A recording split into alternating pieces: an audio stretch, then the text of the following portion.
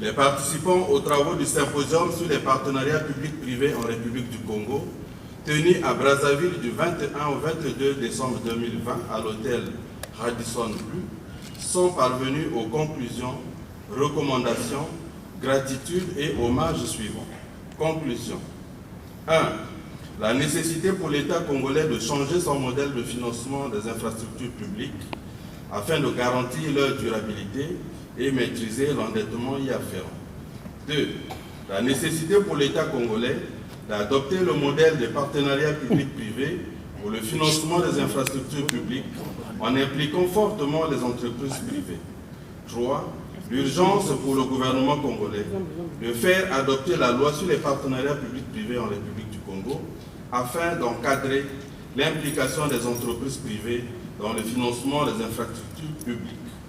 Recommandations au gouvernement de la République. 1. Diligenter le processus devant aboutir au vote de la loi sur les partenariats publics-privés en République du Congo. 2. Mettre en place un dispositif institutionnel et stratégique de régulation des partenariats publics-privés en République du Congo. 3. Mettre en place une caisse de dépôt et de consignation complémentairement à la loi comme instrument d'aide à la bonne décision publique. 4.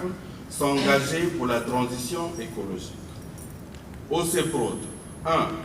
Jouer le rôle de structure technique d'appui et de veille sur la mise en œuvre des partenariats publics-privés en République du Congo. 2. Mettre la pédagogie nécessaire à la mise en œuvre des partenariats publics-privés en République du Congo. Mener.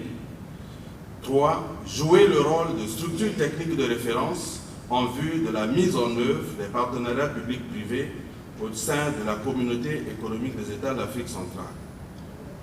Aux partenaires du CEPROD, unique recommandation. Poursuivre l'accompagnement technique avec le CEPROD pour appuyer le gouvernement congolais dans sa volonté d'installer un dispositif légal et stratégique sur les partenariats publics-privés en République du Congo. Gratitude au gouvernement de la République pour son engagement solennel à lancer le processus d'adoption de la loi sur les partenariats